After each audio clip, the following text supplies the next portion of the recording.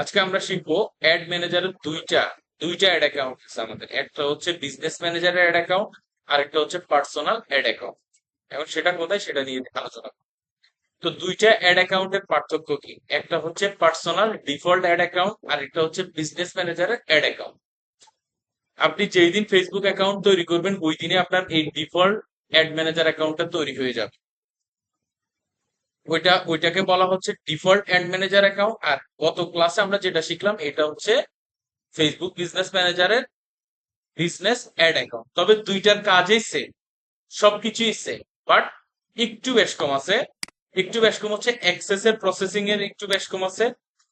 তারপর হচ্ছে আপনি ডিফল্ট অ্যাড ম্যানেজার যেটা, এটা ওয়ান কাইন্ড অফ হচ্ছে আপনার এই যে এই অ্যাড ম্যানেজার অ্যাকাউন্টটা, এটা অনেক সেফ। এটা যদি কোনো কারণে রেস্ট্রিক্টেড হয়ে যায়, কোনো কারণে ডিসেবল হয়ে যায়, পার্সোনাল অ্যাড অ্যাকাউন্ট, আমি আবারও বলছি, আপনার ফেসবুকের যে ডিফল্ট অ্যাড ম্যানেজার অ্যাকাউন্ট, অনেকে অ্যাড অ্যাকাউন্ট বলে, অনেকে ডিফল্ট অ্যাড ম্যানেজার অ্যাকাউন্ট বলে, এটা যদি কোনো কারণে রেস্ট্রিক্টেড অথবা ডিসেবল হয়ে যায়, আপনি আপনার বিজনেস ম্যানেজারের কোনো অ্যাড অ্যাকাউন্ট ইউজ করতে পারবেন। কথা বুঝতে পারছেন? পাশাপাশি এই অ্যাড ম্যানেজার দিয়ে আপনি যা যা কাজ করতে পারবেন, বিজনেস ম্যানেজারের অ্যাড অ্যাকাউন্ট দিয়েও, অ্যাড ম্যানেজার দিয়েও সব কাজ করতে পারবেন। এই অ্যাড ম্যানেজার অ্যাকাউন্টের অ্যাক্সেস দেওয়ার প্রসেসটা একটু ভিন্ন, আবার এই বিজনেসের অ্যাড অ্যাকাউন্টের অ্যাক্সেস দেওয়ার প্রসেসটা একটু ভিন্ন।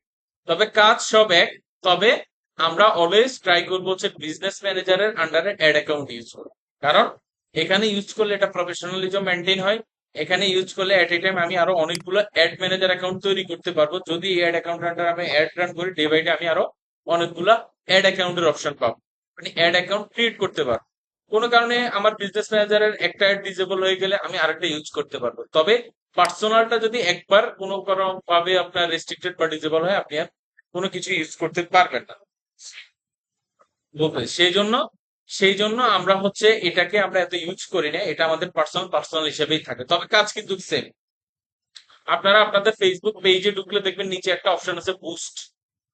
ওই যে বুস্ট অপশনে ক্লিক করে যেই অ্যাড ম্যানেজারের আন্ডারে অ্যাড রান করে, সেটা হচ্ছে এই যে পার্সোনাল ডিফল্ট। এটা এটা আপনি ফেসবুক অ্যাকাউন্ট যেদিনে তৈরি করবেন ওই দিনে আপনার অটোমেটিক তৈরি হয়ে যাবে, এটাকে কেউ তৈরি করার প্রয়োজন হয় না।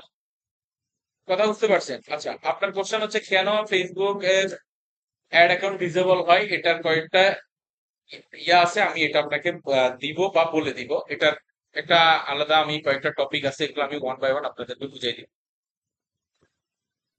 তো এখানে হচ্ছে আমরা এই যে এটা হচ্ছে আমাদের পার্সোনাল অ্যাড ম্যানেজার অ্যাকাউন্ট, এটা হচ্ছে আমাদের বিজনেস ম্যানেজার অ্যাড অ্যাকাউন্ট। দেখেন, বিজনেস ম্যানেজার আপনি যখন প্রত্যেকটা অ্যাড অ্যাকাউন্টের কিন্তু একটা আইডি নাম্বার থাকে। এই আইডি নাম্বার কারোর সাথে কখনো মিলবে না। এই যে দেখেন, এটা আপনার একটা আইডি নাম্বার, লাস্টের থ্রি থ্রি ডিজিট 446। এটা হচ্ছে কি বিজনেস পোর্টফোলিওর আন্ডারে অ্যাড অ্যাকাউন্ট। আর এটা হচ্ছে আমার personal ad account. Personal ad account, এই যে দেখেন, other asset, personal ad account, দুইটার আইডি নাম্বার কিন্তু ডিফারেন্ট। কাজ এক, বাট অ্যাক্সেসের প্রসেস ডিফারেন্ট। একটা হচ্ছে পার্সোনাল আর একটা হচ্ছে বিজনেস। আমি রিকমেন্ড করবো অলওয়েজ বিজনেসের অ্যাড অ্যাকাউন্ট ইউজ করবো।